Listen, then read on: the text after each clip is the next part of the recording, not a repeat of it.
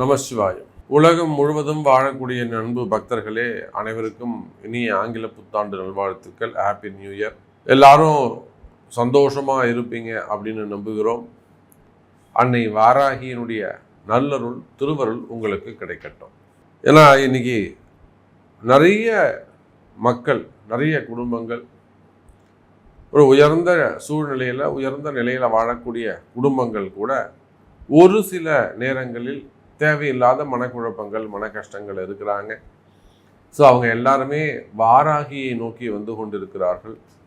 அன்னை வாராகி அவங்களுக்கு பல வகையிலும் சொல்கிறது எந்த அளவுக்கு நீங்கள் உணர முடியும் அப்படின்னு நான் நம்புகிறேன். ஏன்னா ஒரு பெரிய மனிதர்கள் கூட, பெரிய தொழிலதிபர்கள் கூட ரொம்ப சிவபக்தர்களாக இருப்பாங்க, ரொம்ப பெருமாள் பக்தராக இருப்பாங்க.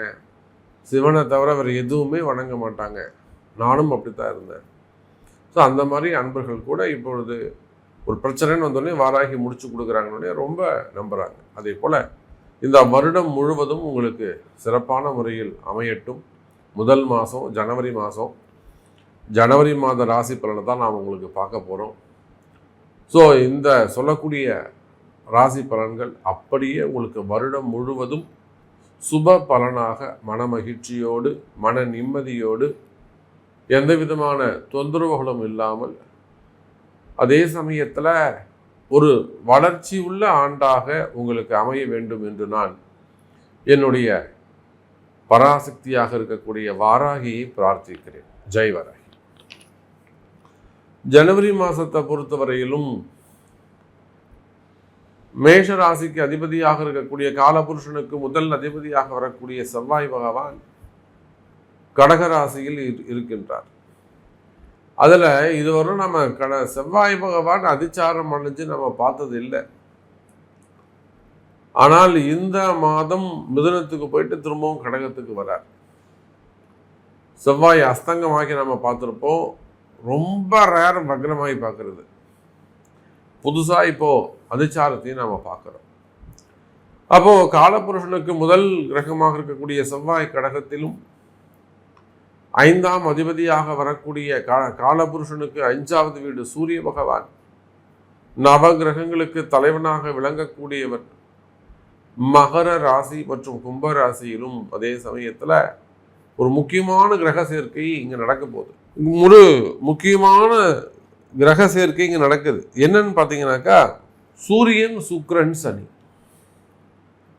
ஜனவரி ஒரு 16 தேதிக்கு மேலே எப்போ உங்களுக்கு தை மாதம் பிறக்குதோ அப்போது கும்பத்துக்கு உங்களுக்கு சுக்கிரன் மேலே போயிடுறார், சனியோடு சேர்ந்து கொள்கிறார். அப்போ இந்த சனி சுக்கிரன் சேர்க்கை அது ஒரு அபரிமிதமான ஒரு வளர்ச்சி. சனியும் சுக்கிரனும் பகை கிரகங்கள், ஒன்றுக்கு ஒன்று பிடிக்காது. சனியுடைய கும்பராசி வீடு சுக்கிரனுக்கு பகை வீடு.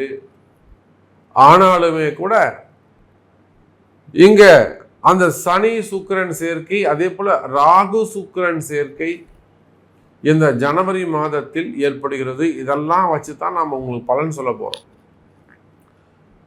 அப்போ அதே போல ராகுவும் கேதுவும் எப்பொழுதும் போல உங்களுக்கு மீனம் மற்றும் கன்னி ராசியில் அமைந்திருக்கிறார்கள். பொதுவாக இந்த வருடம் முழுவதும் 12 ராசி அன்பர்களுக்கும் மிக சிறப்பான முறையில் வாழ்க்கையில் நீங்கள் நினைத்தது எல்லாம் நினைத்தபடி நடக்க போகுது. எத்தனையோ தொந்தரவுகள் அது வாழ்க்கையில் ஏற்படுது.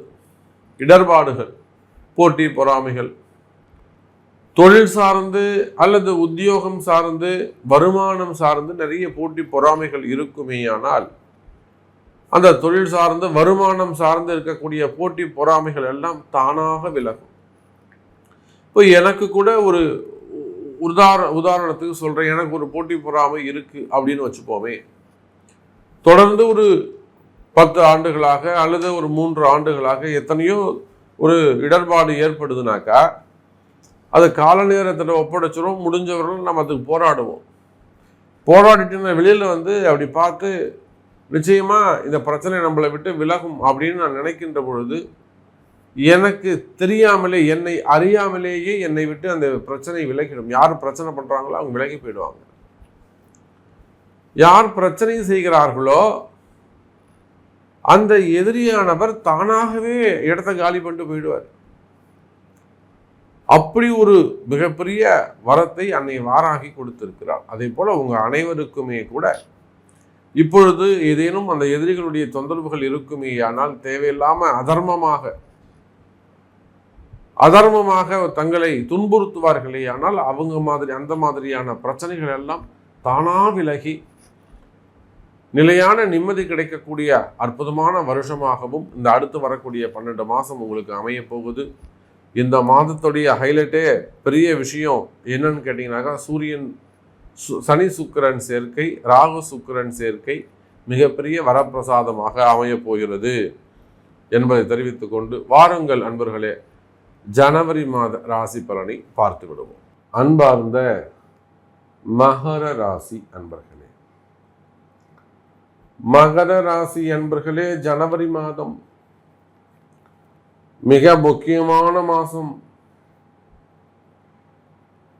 புது வருஷம் பிறந்திருக்கு, எல்லாருக்கும் புத்தாண்டு நல்வாழ்த்துக்கள் சொல்லியாச்சு.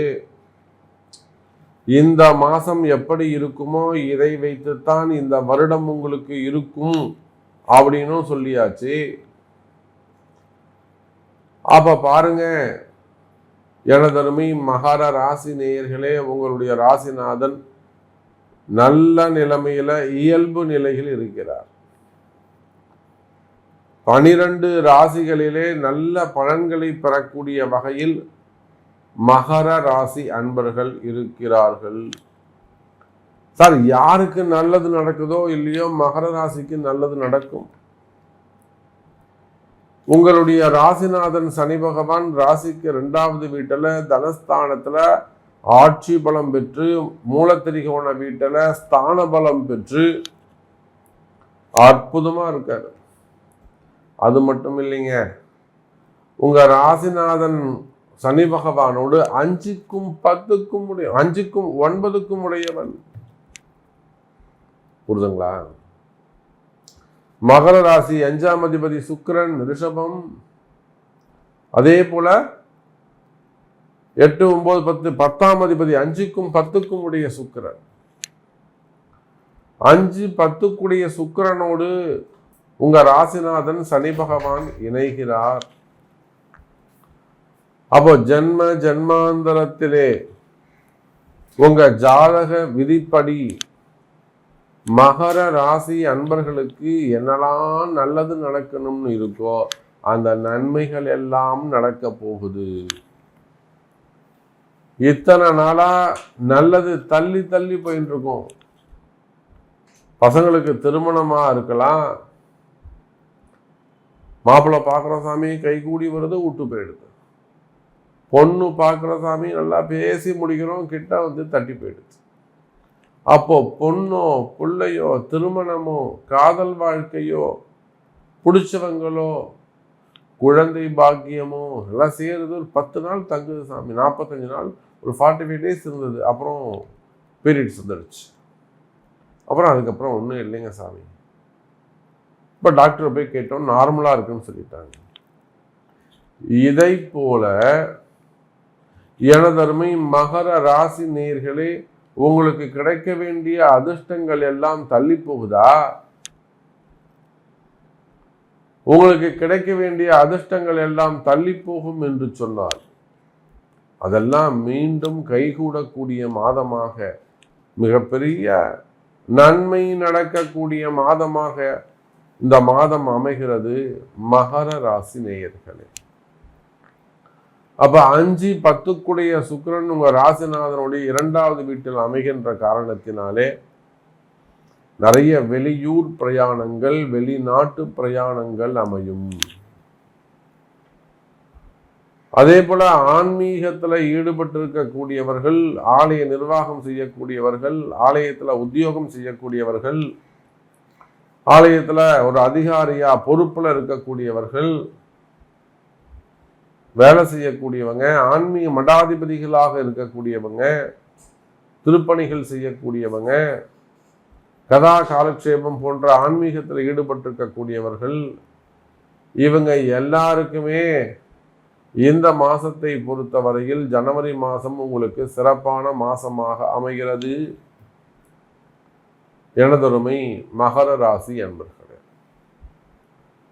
அப்ப எதெல்லாம் நல்லது நடக்குது? குறிப்பா தொழில் நல்லா இருக்கும், வியாபாரம் நல்லா இருக்கும், தொழில நல்ல முன்னேற்றம் இருக்கும், வரவு செலவுகள் அதிகரிக்கும், தொழில ஒரு நல்ல முன்னேற்றம் ஏற்படும், டிரான்சாக்ஷன் நல்ல முறையில் இருக்கும், லாபங்கள் அதிகரிக்கும்.